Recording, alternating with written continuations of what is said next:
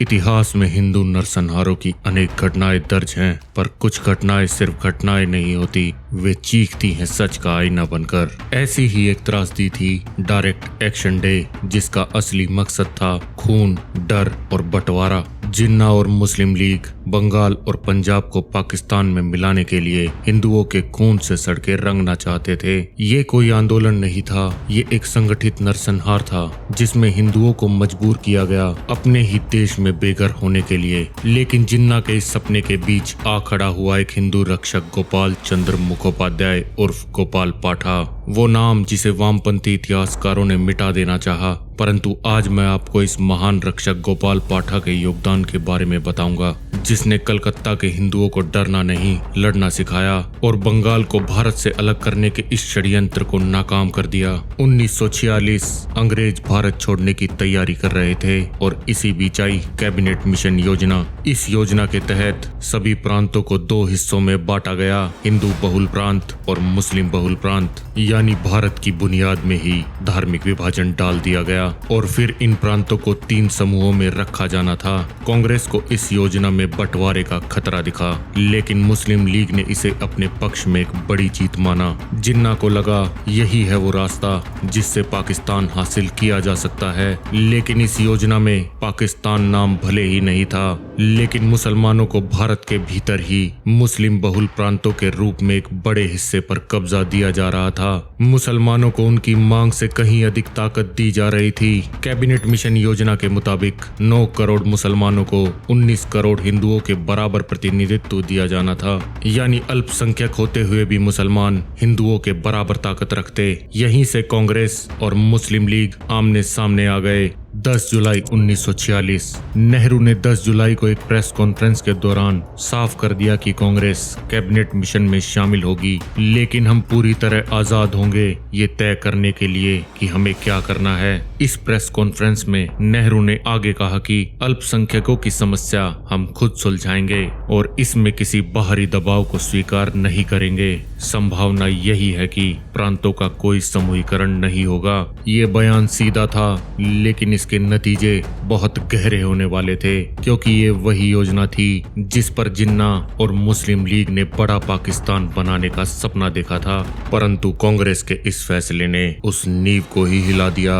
इसके बाद गुस्से से भरे जिन्ना ने एक जनसभा में खुलेआम धमकी दी और कहा, अब या तो भारत का बंटवारा होगा या फिर भारत पूरी तरह तबाह और बर्बाद होगा। ये सिर्फ शब्द नहीं थे, ये उस सुनामी की शुरुआत थी जिसमें डूबने वाले थे लाखों मासूम हिंदू। इस जहरीले भाषण के बाद भारत में हिंदुओं के खिलाफ दंगों और नरसंहारों का एक ऐसा दौर शुरू हुआ जो देश की आजादी के बाद भी नहीं थमा। 27 जुलाई 1946 इस दिन जिन्ना ने भी कैबिनेट मिशन योजना को ठुकरा दिया, क्योंकि अब तक जिन्ना ने ठान लिया था हिंसा ही एकमात्र रास्ता है जिससे पाकिस्तान हासिल किया जा सकता है। और यहीं से पाकिस्तान की मांग राजनीतिक आंदोलन से खूनी आंदोलन में बदलने लगी। इस दिन जिन्ना ने भारत के तमाम मुसलमानों से एक सीधी अपील की और कहा, अब समय आ गया है बलिदान देने का और पाकिस्तान के सपने को पूरा करने के लिए हर मुसलमान को मुस्लिम लीग के साथ खड़ा होना ही होगा। इस आह्वान के पीछे जिन्ना का मकसद साफ था, ब्रिटिश सरकार और कांग्रेस पर दबाव बनाना, और जिन्ना को इसका सबसे आसान रास्ता लगा हिंदुओं का कत्लेआम। 29 जुलाई 1946 एक ऐसा दिन जब भारत के बंटवारे की योजना अब सिर्फ बातों से नहीं खून से लिखी जाने वाली थी। इस दिन जिन्ना ने डायरेक्ट एक्शन डे की आधिकारिक घोषणा कर दी, लेकिन ये सिर्फ एक घोषणा नहीं थी, ये थी एक चेतावनी, एक खुला ऐलान कि अब भारत को बंटवारे की आग में झोंका जाएगा। जिन्ना ने जो भाषण इस दिन दिया उसे इतिहासकार दिनेश चंद्र सिन्हा और अशोक दास गुप्ता ने अपनी किताब 1946 the great Calcutta killings and Noakhali genocide में पेज नंबर 64 पर विस्तार से दर्ज किया है। जिन्ना ने उस दिन कहा था, आज हमने जो किया है वो हमारे इतिहास का सबसे वीरतापूर्ण कार्य है। आज तक हमने सिर्फ संवैधानिक तरीकों से कार्य किया है, लेकिन अब हम संवैधानिक तरीकों को अलविदा कहते हैं। अब मुस्लिम राष्ट्र के लिए प्रत्यक्ष कार्यवाही यानी डायरेक्ट एक्शन का सहारा लेने का समय आ गया है। मैं नैतिकता पर चर्चा करने के लिए तैयार नहीं हूँ। हमारे पास एक पिस्तौल है और हम उसका इस्तेमाल करने की स्थिति में हैं और हमने डायरेक्ट एक्शन को अहिंसा तक सीमित नहीं रखा है। जिन्ना के इस भाषण के बाद अब कोई शक नहीं बचा था। मुस्लिम लीग पाकिस्तान के लिए किसी भी हद तक जा सकती थी, क्योंकि अब जिन्ना के लिए पाकिस्तान का रास्ता सीधा डायरेक्ट एक्शन से होकर गुजरता था और इस डायरेक्ट एक्शन डे की जिम्मेदारी अपने हाथों में ली हुसैन शहीद सुहरावर्दी ने, जो उस समय बंगाल का मुख्यमंत्री था। जिन्ना का इरादा साफ था और अब उसकी योजना को अंजाम देने वाला चेहरा भी तय हो चुका था। अब बारी थी तैयारियों की। सुहरावर्दी ने सबसे पहले बंगाल के 24 थानों में से 22 थानों में मुस्लिम थानेदार नियुक्त किए और बाकी बचे 2 थानों में एंग्लो इंडियन अधिकारियों को तैनात किया गया। ये महज इत्तेफाक नहीं था, बल्कि एक सोची समझी साजिश थी, जहां पुलिस मुख्य दर्शक नहीं एक साथी बनने वाली थी। इसी के साथ शुरू हुई बंगाल को जलाने की असली तैयारी।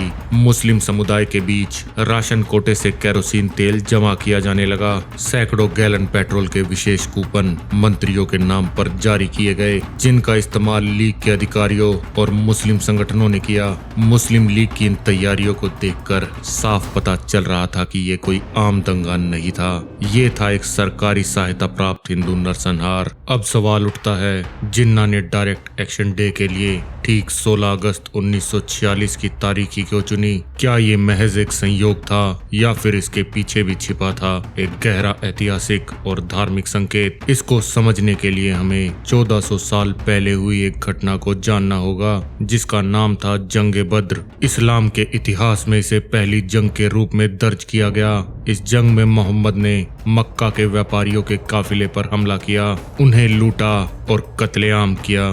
यहीं से इस्लाम के खूनी और लूटपाट भरे इतिहास की शुरुआत होती है। इस हमले को जिस दिन अंजाम दिया गया था, वो दिन था रमजान का 17वां दिन। ठीक उसी दिन जिन्ना ने डायरेक्ट एक्शन डे की तारीख तय की और इस दिन को तय करने के पीछे का दूसरा कारण था जुम्मे की नमाज का दिन, शुक्रवार। अगर आप इस्लामी दंगों का अध्ययन करेंगे तो आपको अधिकतर दंगों में एक समानता दिखाई देगी, वो है शुक्रवार, क्योंकि इस दिन मस्जिदों में बाकी दिनों से अधिक भीड़ जुटती है। मौलानाओं द्वारा इस भीड़ को तय रणनीति के तहत दिशा निर्देश दिए जाते हैं, जिसके बाद जिहादी भीड़ अपने मकसद को अंजाम देने पहुंच जाती है। जिन्ना की इस दिन को चुनने की रणनीति से पता चलता है कि डायरेक्ट एक्शन डे एक राजनीतिक आंदोलन नहीं बल्कि धार्मिक युद्ध में तब्दील हो चुका था। इस दिन को जंग बद्र से जोड़ने के लिए और मुस्लिम समाज को भावनात्मक रूप से भड़काने के लिए संगठित प्रचार शुरू हुआ।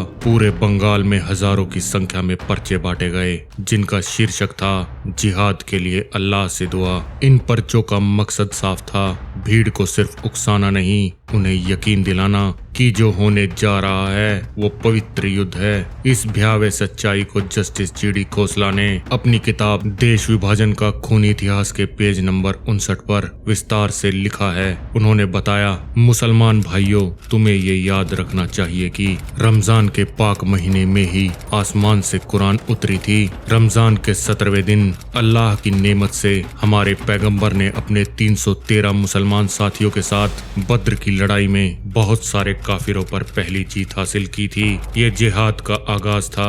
ये वही रमजान का महीना है जिसमें सिर्फ 10,000 मुसलमानों ने मक्का पर फतेह पाई और इस्लाम की हुकूमत की नींव डाली थी। लेकिन ये बदकिस्मती है कि हिंदुस्तान में हम 10 करोड़ मुसलमान होने के बाद भी हिंदुओं और अंग्रेजों के गुलाम बन गए हैं। हम लोग अल्लाह के नाम पर उसी रमजान महीने में जिहाद शुरू करने जा रहे हैं। दुआ कीजिए कि हम मजबूत बने और काफिरों पर जीत हासिल करें। अल्लाह की मर्जी से हम हिंदुस्तान में दुनिया का सबसे बड़ा इस्लामी मुल्क कायम करने में कामयाब होंगे। इस हिंदुस्तान में मुसलमानों के सर पर ताज था। मुसलमानों, सोचो फिर आज हम काफिरों के गुलाम क्यों हैं? काफिरों से मोहब्बत का अंजाम अच्छा नहीं होता। ए काफिर, घमंड मत कर, तुम्हारी सजा का वक्त करीब आ गया है। कत्लेआम होगा। हम हाथ में तलवार लेकर फक्र के साथ तुम पर जीत हासिल करेंगे। डायरेक्ट एक्शन डे कायम कयामत का दिन होगा। 4 अगस्त 1946। 4 अगस्त से ही मुस्लिम लीग ने डायरेक्ट एक्शन की तैयारियां शुरू कर दी थी। इस दिन मुस्लिम लीग के तमाम अग्रणी संगठन, स्थानीय नेता और मुस्लिम ट्रेड यूनियन के प्रतिनिधि एक साथ जुटे। सबको समझाया गया किस तरह 16 अगस्त के दिन डायरेक्ट एक्शन को अंजाम देना है। इन सुनियोजित तैयारियों का ही नतीजा था कि दंगे भड़कने से कई दिन पहले ही मुस्लिम बस्तियों में खंजर और भाले तेज किए जा रहे थे। सार्वजनिक पार्कों की रेलिंग उखाड़ी जा रही थी और उन्हें हथियारों में बदला जा रहा था। कलकत्ता पुलिस कमिश्नर और इंटेलिजेंस की रिपोर्ट साफ थी। मुस्लिम हॉस्टलों के छात्रों को आदेश मिला था कि वे मिथाइलेटेड स्पिरिट, मिट्टी का तेल और चाकू तैयार रखें और 16 अगस्त को रणनीतिक ठिकानों पर पहुंचकर ट्रैम गाड़ियों और सैन्य वाहनों को आग के हवाले कर दें। 5 अगस्त 1946 द स्टेट्समैन अखबार में हुसैन सोहरावर्दी का एक लेख प्रकाशित हुआ। उसमें लिखा था, अगर किसी नेक मकसद के लिए खून खराबे और अव्यवस्था का सहारा लिया जाए तो ये अपने आप में कोई बुराई नहीं है और आज मुसलमानों के बीच पाकिस्तान से प्यारा और नेक कोई मकसद नहीं है। सोहरावर्दी के इन शब्दों से आप अंदाजा लगा सकते हैं कि डायरेक्ट एक्शन डे के दिन मुसलमानों को हिंसा करने की खुली छूट दी जा रही थी। विडंबना ये थी कि जिस सरकार पर सभी नागरिकों की रक्षा की जिम्मेदारी थी, वही सरकार हिंदुओं के खिलाफ दंगों की योजना बना रही थी। इसी बीच मुस्लिम लीग ने अमीर मुसलमानों का समर्थन भी मजबूत किया। डायरेक्ट एक्शन डे की तैयारियों के लिए धन जुटाने के मकसद से सोहरावर्दी ने कलकत्ता मुस्लिम फ्रूट मर्चेंट्स एसोसिएशन को संबोधित किया। इसके साथ ही अन्य कामयाब व्यापारियों से भी चंदा इकट्ठा किया गया, जिनमें शामिल थे हुसैन कासिम डालडा, जो डालडा वनस्पति घी के लिए मशहूर थे। 13 अगस्त 1946 मुस्लिम लीग के मुखपत्र द स्टार ऑफ इंडिया के 13 अगस्त के संस्करण में डायरेक्ट एक्शन डे का कार्यक्रम प्रकाशित किया गया। इस कार्यक्रम के बारे में दिनेश चंद्र सिन्हा और अशोक दास गुप्ता ने अपनी किताब 1946 the great Calcutta killings and Noakhali genocide के पेज नंबर 59 पर विस्तार पूर्वक लिखा है। इस कार्यक्रम के अंतर्गत पूरे बंगाल में हड़ताल की घोषणा की गई। आवश्यक सेवाओं को छोड़कर सभी गतिविधियों में पूर्ण हड़ताल का आह्वान किया गया था। डायरेक्ट एक्शन डे के कार्यक्रम के अनुसार कलकत्ता, हावड़ा, हुगली, मेटियाब्रुज और 24 परगना के सभी मोहल्लों से बैंड बाजों के साथ जुलूस निकाले जाएंगे और ये सभी जुलूस अंत में ओक्टरलोनी स्मारक यानी आज के शहीद मीनार पर इकट्ठा होंगे, जहां बंगाल के मुख्यमंत्री हुसैन सोहरावर्दी शाम 3 बजे भीड़ को संबोधित करेंगे। इसी के साथ मुस्लिम लीग की सभी वार्ड शाखाओं को निर्देश दिया गया कि वे अपने क्षेत्र में मस्जिदों की सूची तैयार करें और हर मस्जिद में 3 कार्यकर्ताओं को तैनात किया जाए। इन कार्यकर्ताओं का काम होगा मुस्लिम लीग की रणनीति और डायरेक्ट एक्शन डे की योजना मौलानाओं और मस्जिदों में आए मुसलमानों को समझाना। इसके साथ ही ये कार्यकर्ता मस्जिदों की तैयारियों की जानकारी मुस्लिम लीग के नेताओं को देंगे ताकि सभी कमियों को दूर किया जा सके। 16 अगस्त 1946 ओक्टरलोनी स्मारक पर लाखों की भीड़ जुटी हुई थी।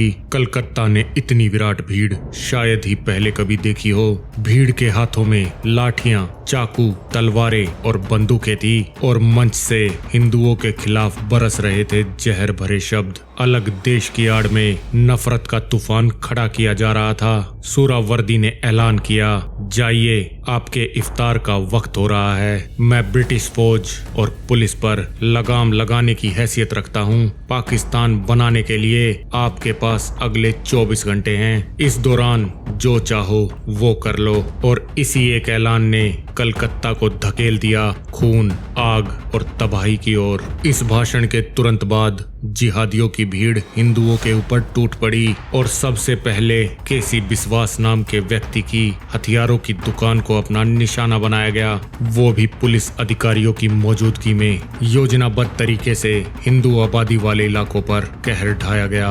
निर्दोषों की हत्याएं, बेखौफ लूटपाट, जलती बस्तियां, इस्लाम की स्थापना के नाम पर अंधी भीड़ ने नीचता और वहशीपन की हर सीमा लांघ दी थी। मस्जिदों से अल्लाहू अकबर के नारों के साथ साथ लड़ के लेंगे पाकिस्तान, मर के लेंगे पाकिस्तान जैसे नारे भी गूंज रहे थे। इन नारों के बीच निर्दोष हिंदुओं की निर्मम हत्याओं ने कलकत्ता की सड़कों को शमशान में बदल दिया था। डायरेक्ट एक्शन डे के सबसे भयानक नरसंहारों में से एक मुस्लिम बहुल मेटिया ब्रुज क्षेत्र के लीचू बगान में कैसोराम कॉटन मिल्स के अंदर घटित हुआ। यहाँ मुस्लिम लीग का नेता सैयद अब्दुल्ला फारूकी एक उन्मादी भीड़ का नेतृत्व कर रहा था। उस समय लगभग 600 हिंदू मजदूर, ज्यादातर उड़िया लोग, मील के परिसर में रह रहे थे। जिहादी भीड़ ने सभी के सिर कलम कर दिए। सिर्फ 2 लोग मुस्लिम क्रूरता की दास्तान सुनाने के लिए जीवित बचे। उनके भी दोनों हाथ काट दिए गए थे। उन्हें मृत समझकर छोड़ दिया गया, लेकिन वे बच गए। चारों तरफ ऐसी ही घटनाओं को अंजाम दिया जा रहा था, लेकिन हिंदुओं की मदद के लिए न पुलिस सड़कों पर थी और न ही कोई राजनीतिक पार्टी। सोहरावर्दी लाल बाजार स्थित कलकत्ता पुलिस मुख्यालय के नियंत्रण कक्ष में बैठा था। वहीं से उसने ब्रिटिश और एंग्लो इंडियन अधिकारियों को उन क्षेत्रों में सेना भेजने से रोका जहां मुसलमान हिंदुओं पर सफलतापूर्वक हमला कर रहे थे। इससे पहले सोहरावर्दी ने बड़ी चालाकी से पठानों और यूनाइटेड प्रोविंस के मुसलमानों को पुलिस बल में शामिल कर कलकत्ता पुलिस की संरचना को बदल दिया था और इन पुलिस वालों ने डायरेक्ट एक्शन डे के दौरान मुस्लिम लीग के जिहादियों की सहायता की ताकि वे हिंदू पुरुषों का कत्ल कर सकें और हिंदू महिलाओं की अस्मिता को रौंद सकें। पुलिस जो रक्षा की ढाल होनी चाहिए थी, वही नरसंहार की सहायक बन गई थी। हिंदुओं की लाशें इतनी अधिक थी कि उनका अंतिम संस्कार भी समय पर नहीं हो सका। पूरा कलकत्ता गिद्धों और चीलों से ढक गया था, जिनकी भयावह तस्वीरें आज भी मौजूद हैं। एक ही चिता पर कई कई शवों को एक साथ जलाया गया और जब अंतिम संस्कार के लिए लकड़ियां खत्म हो गई तो मजबूर होकर लोगों ने मिट्टी का तेल डालकर अपने ही परिजनों की चिताएं प्रज्वलित की। महिलाओं और बच्चों पर भी हैवानियत की सारी हदें पार कर दी गई। हजारों हिंदू महिलाओं की अस्मिता लूटी गई। कई युवतियों का अपहरण कर जबरन उनकी शादियां मोमिनों से कराई गई। नीचता इतनी अधिक थी कि गर्भवती महिलाओं को भी नहीं छोड़ा गया। गर्भावस्था के अंतिम चरण में एक हिंदू महिला बिना वस्त्रों के सड़क पर पड़ी थी। उसके पेट पर गहरे जख्म थे। जिहादियों की बर्बरता इतनी बढ़ गई थी कि हिंदू महिलाओं के स्तन बेरहमी से काटे जा रहे थे। डायरेक्ट एक्शन डे इंसानियत को शर्मसार कर देने वाले इस दिन के बारे में एक प्रत्यक्षदर्शी रविंद्रनाथ दत्ता बताते हैं। बलात्कार की शिकार महिलाएं सिर्फ अपमानित ही नहीं की गई, बल्कि उन्हें निर्दयता से बीफ की दुकानों पर लोहे के हुकों से टांग दिया गया। हिंदू नरसंहार की भयावह घटनाओं के बारे में गोपाल पाठा के साथी जुगल चंद्र घोष ने 24 मई 1997 को एंड्रयू व्हाइटहेड को दिए इंटरव्यू में जो कुछ बताया उसे जानना जरूरी है। इस इंटरव्यू का जिक्र यास्मीन खान ने अपनी किताब the great partition, the making of India and Pakistan के पेज नंबर 65 पर किया है। मैंने बेशुमार लाशें देखी। हिंदुओं की लाशें एक जगह 4 ट्रक खड़े थे और सभी में कम से कम 3 फुट ऊंचाई तक लाशें भरी हुई थी। गुड़ की बोरियों की तरह वे लाशें ट्रकों पर लदी थी और उनसे खून टपक रहा था। उस पूरे दृश्य ने मेरी आत्मा को झकझोर दिया। ये बयान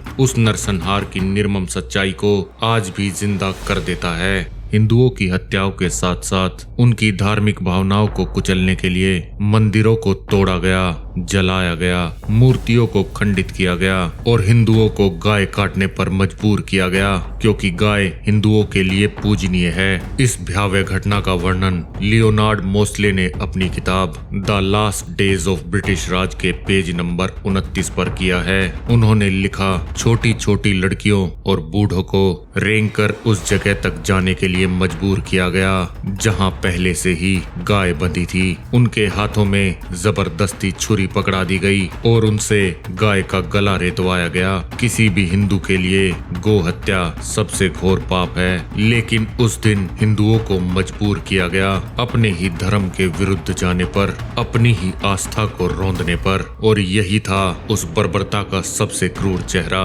इन दंगों में हर किसी को निशाना बनाया गया, उच्च हो या निम्न, अमीर हो या गरीब, किसी को नहीं बख्शा गया। इसलिए इतिहास से हमें बहुत कुछ सीखने की आवश्यकता है, क्योंकि जो लोग अपने इतिहास से नहीं सीखते वो उसे दोहराते हैं। हिंदू मुस्लिम भाईचारे का अंजाम क्या होता है, ये भी इस निर्मम नरसंहार के बीच हमें देखने को मिला। इस भाईचारे की कीमत चुकाई बीके रॉय और उनके परिवार ने। बीके रॉय की निर्मम हत्या कर दी गई, बेटों को बेरहमी से चाकुओं से गोदा गया और उनका घर पूरी तरह लूट लिया गया। ये सब हुआ बंगाल प्रांतीय मुस्लिम लीग के अध्यक्ष मौलाना अकरम खान के घर के ठीक सामने, जिसने इस परिवार को पहले आश्वासन दिया था कि वे सब सुरक्षित रहेंगे। लेकिन 16 अगस्त की उस दोपहर करीब 500 हथियारबंद मुसलमान लोहे की छड़ें, कुल्हाड़ियां और हथियार लेकर रॉय परिवार के घर पर टूट पड़े। हत्या और लूटपाट के बीच परिवार के लोग मौलाना अकरम खान से मदद की गुहार लगा रहे थे। मौलाना के घर की दूरी मुश्किल से 25 से 30 फुट की थी, लेकिन मौलाना अकरम खान मुड़कर घर के भीतर चले गए और जब सामने वाले घर में खून खराबे और लूटपाट को अंजाम दिया जा रहा था, तब मौलाना अकरम खान अपने घर के अंदर चुपचाप बैठे रहे और हिंदू मुस्लिम भाईचारे की एक बेहतरीन मिसाल पेश की। इस कत्लेआम के बीच हिंदू कलकत्ता से भागने लगे। हावड़ा स्टेशन पर बेबस हिंदुओं की भीड़ उमड़ पड़ी। देश के दूसरे हिस्सों में जाने वाली ट्रेनों में सवार होने के लिए हर कोई बेताब था। सैकड़ों हिंदू परिवार देसी नाव में बैठकर हुगली नदी पार करने की कोशिश कर रहे थे, लेकिन तभी मुसलमानों ने अपनी नाव से हिंदुओं की नाव को डुबो दिया और जो बच निकले उन्हें बेरहमी से मौत के घाट उतार दिया गया। सूरावर्दी की बनाई हुई योजना अब पूरी होती दिख रही थी। हिंदुओं को मारना, उन्हें इतना भयभीत करना कि वे कलकत्ता छोड़कर भाग जाएं और इस तरह मुस्लिम बहुल कलकत्ता जिन्ना के पाकिस्तान के सपने को पूरा करने की दिशा में एक मजबूत कदम साबित हो रहा था। सरकारी आंकड़ों के अनुसार कलकत्ता शहर में कुल 3173 शव बरामद किए गए, लेकिन हकीकत इससे कहीं ज्यादा भयावह थी। कई रिपोर्ट्स के अनुसार मरने वालों का असली आंकड़ा 10,000 से 20,000 के बीच था। सिर्फ 17 अगस्त को ही लगभग 10,000 हिंदुओं को मौत के घाट उतार दिया गया था। इसके बाद अंग्रेज जज सर पैट्रिक स्पेंस की अध्यक्षता में एक जांच आयोग गठित किया गया। इस आयोग ने साफ माना कि मारे गए लोगों की संख्या सरकारी आंकड़ों से कहीं अधिक थी और इस पूरी जांच में हुसैन सूरावर्दी और उसके मंत्रियों की सीधी संलिप्तता उजागर हुई। इस निर्मम नरसंहार के बीच एक इंसान था जो हिंदुओं की रक्षा के लिए उठ खड़ा हुआ, जिसने इस कट्टरता का जवाब कट्टरता से देने का निर्णय लिया और इस प्रतिकार का केंद्र बिंदु बने गोपाल पाठा। लेकिन क्या आप जानते हैं उन्हें पाठा क्यों कहा जाता था? दरअसल उनका परिवार कलकत्ता में मीट की दुकान चलाता था और बंगाल में बकरे को कहा जाता है पाठा। यही वजह थी कि उनके नाम के साथ पाठा जुड़ गया। गोपाल पाठा सिर्फ एक नाम नहीं बल्कि ताकत और सहारे का दूसरा नाम थे। उन्होंने खड़ा किया एक ऐसा संगठन जिसका नाम था भारत जातीय वाहिनी। करीब 800 लोग इस संगठन का हिस्सा थे और इनमें थे ज्यादातर निडर पहलवान, लेकिन पहलवानों की ताकत ही उनकी असली शक्ति नहीं थी। गोपाल पाठा ने हथियार भी जुटाए थे। उन्होंने द्वितीय विश्व युद्ध के बाद कलकत्ता में तैनात अमेरिकी सैनिकों से पिस्तौल, कारतूस और ग्रेनेड खरीदे और 1942 के भारत छोड़ो आंदोलन के दौरान जुटाए गए हथियारों का इस्तेमाल भी संघर्ष में किया गया। 17 अगस्त की रात तक बड़े पैमाने पर हिंदुओं के नरसंहार की और हिंदू महिलाओं की असमत लूटने की दर्दनाक खबरें गोपाल पाठा तक पहुंचने लगी। इन खबरों ने उनके भीतर की आग को भड़का दिया। गोपाल ने हिंदू युवकों से और अपनी भारत जातीय वाहिनी के साथियों से आह्वान किया कि अब मुस्लिम हमलों का डटकर विरोध करना होगा। रात भर गोपाल और उनके साथी बैठकर हिंदू प्रतिशोध की विस्तृत योजना बनाते रहे। उनकी रणनीति सुनकर कई गैर बंगाली हिंदू पुरुष मदद के लिए आगे आए और बुर्रा बाजार के मारवाड़ी व्यापारी जिन्होंने इन हमलों का दर्द झेला था, उन्होंने गोपाल पाठा को वित्तीय मदद देने का फैसला किया और उस रात हिंदू लोहारों ने अपनी भट्टियों को थामे रखा। हथौड़ों की गूंज से तलवारें, भाले और छुरे गढ़ते रहे। हजारों हथियार तैयार किए गए, सिर्फ एक मकसद से, हिंदुओं की रक्षा, उनके अस्तित्व की रक्षा। सालों बाद 25 अप्रैल 1997 को गोपाल पाठा ने एंड्रयू व्हाइटहेड को दिए इंटरव्यू में उसी समय की घटनाओं को याद किया।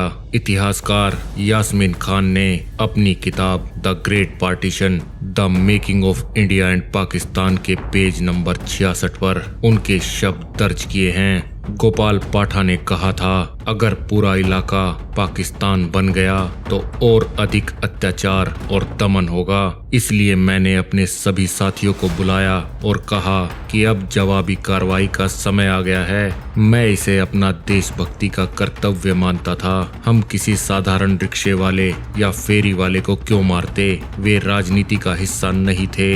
मूल रूप से जिन्होंने हम पर हमला किया, हमने उन्हीं से लड़ाई की और उन्हें मार डाला। हमने देसी बम तैयार किए, सेना से ग्रेनेड भी हासिल किए। खुद को छुपाने के लिए मैंने दाढ़ी और लंबे बाल बढ़ा लिए। यह राष्ट्रवाद के नाम पर युद्ध की तैयारी थी। 18 अगस्त 1946 हुसैन सुहरावर्दी ने मुस्लिम लीग के गुंडों को 2 और दिन का समय दिया, परंतु निर्देश साफ था। बंगाल को दारुल हरब से दारुल इस्लाम में परिवर्तित करना है। इसके लिए जिहादियों को किसी भी हद तक जाने की छूट थी, परंतु वे भूल गए कि उनके सामने सबसे बड़ी बाधा खड़ी थी, जिसका नाम था गोपाल पाठा।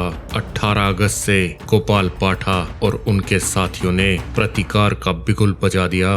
गोपाल का आदेश साफ था, एक हिंदू के बदले 10 अत्याचारी इस्लामिक जिहादियों की हत्या। सबसे पहले उन्होंने उन जिहादियों को मार गिराया जो हिंदू बस्तियों में घुसकर निर्दोषों की हत्या कर रहे थे। इसके बारे में इतिहासकार संदीप बंदोपाध्याय लिखते हैं, उन्हें यानी मुस्लिम लीग के गुंडों को हर जगह प्रतिरोध का सामना करना पड़ा। हिंदू युवकों ने इतनी क्रूरता से जवाबी हमला किया कि मुस्लिम लीग के लोगों को भागना पड़ा। कई मारे गए। अपनी इस सफलता से उत्साहित होकर हिंदू युवकों ने मुस्लिम बहुल इलाकों में जाकर इस्लामिक जिहादियों की हत्याएं शुरू कर दी। हालांकि उन्होंने मुस्लिम महिलाओं, बच्चों या वृद्धों को छुआ तक नहीं। 20 अगस्त 1946 20 अगस्त का दिन आते आते हालात पूरी तरह बदल चुके थे। जिहादियों को उन्हीं की भाषा में जवाब दिया जा रहा था।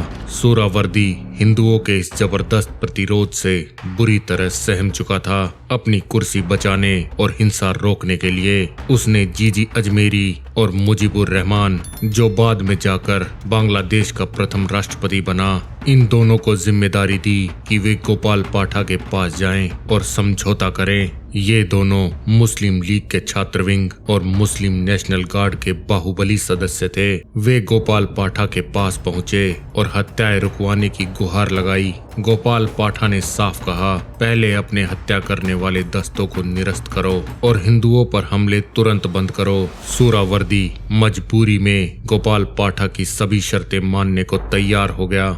21 अगस्त 1946 खून से लथपथ कोलकाता की सड़कों पर अंततः वायसराय का शासन लागू कर दिया गया और सुहरावर्दी, जो इस रक्तपात के लिए जिम्मेदार था, उसे मुख्यमंत्री पद से बर्खास्त कर दिया गया। और फिर ब्रिटिश सेना की टुकड़ियां गोरखा बटालियन के साथ पूरे शहर में फैल गई ताकि इस निर्मम कत्लेआम की आग को किसी तरह बुझाया जा सके।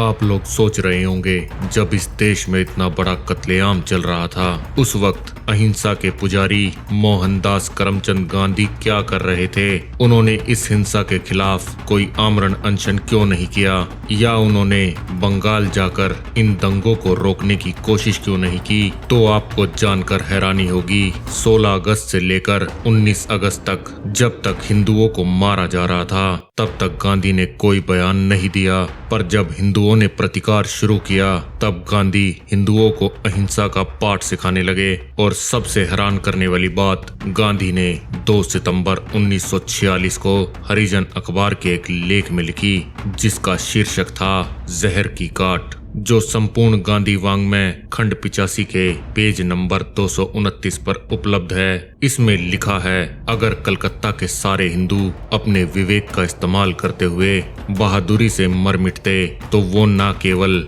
हिंदू धर्म को बल्कि पूरे हिंदुस्तान को बचा लेते। इससे हिंदुस्तान में इस्लाम भी शुद्ध हो जाता। इसी लेख में गांधी आगे लिखते हैं, अहिंसा के लिए एक ही चीज की जरूरत है, हमें ये तय कर लेना है कि हम बदला लेने की गरज से भी किसी को नहीं मारेंगे और बिना बदला लिए हिम्मत के साथ मौत का सामना करेंगे। गांधी के इस लेख से पता चलता है कि उनकी नजर में इस्लाम तभी शुद्ध हो सकता था जब हिंदुओं का सफाया हो जाए। गांधी अहिंसा के खोखले सिद्धांत के लिए कोई भी कुतर्क देकर उसे सिद्ध करने में लग जाते थे। संपूर्ण गांधी वाङ्मय में ऐसे बेतुके बयानों के अनेक सबूत मौजूद हैं जिन्हें आपको जानने की आवश्यकता है। 1947 में हुए बंगाल दंगों के बाद जब गांधी बंगाल गए तो उन्होंने अहिंसा का पाठ पढ़ाते हुए हिंदुओं से अपने हथियार डालने के लिए कहा। इस वाक्य के बारे में गोपाल पाठा ने एंड्रयू व्हाइटहेड को दिए इंटरव्यू में बताया था, गांधी ने मुझे 2 बार बुलाया, मैं नहीं गया। तीसरी बार कुछ स्थानीय कांग्रेस नेताओं ने मुझे कहा कि मुझे कम से कम अपने कुछ हथियार तो जमा कर देने चाहिए। मैं वहां गया, मैंने देखा कि लोग आकर ऐसे हथियार जमा कर रहे थे जो किसी भी काम के नहीं थे, जैसे खराब पिस्तौलें और खराब तलवारें। तब गांधी जी के सचिव ने मुझसे कहा, गोपाल, तुम गांधी जी के सामने अपने हथियार क्यों नहीं डाल देते? तो मैंने जवाब दिया, इन हथियारों से मैंने अपने इलाके की महिलाओं को बचाया है, अपने लोगों को बचाया है, मैं उन्हें कभी नहीं सौंपूंगा। मैंने कहा, महान कलकत्ता हत्याकांड के दौरान गांधी कहाँ थे? तब वे कहाँ थे जब निर्दोष हिंदुओं को मारा जा रहा था? भले ही मैंने किसी को मारने के लिए कील का भी इस्तेमाल क्यों न किया हो, मैं उस कील को भी नहीं सौंपूंगा। गोपाल पाठा कभी गांधीवादी विचारों से प्रेरित नहीं हुए और हमेशा अपने बनाए रास्ते पर ही चले। गांधी पर मुस्लिम तुष्टीकरण और अहिंसा की सनक सवार थी। आत्मरक्षा करना हर हिंदू का अधिकार है और यही शिक्षा गोपाल पाठा जैसे धर्म रक्षक ने हमें दी है। परंतु अंत में फैसला आपके ऊपर है, आपको अहिंसा के खोखले रास्ते पर चलना है या गोपाल पाठा जी द्वारा दिखाए रास्ते पर।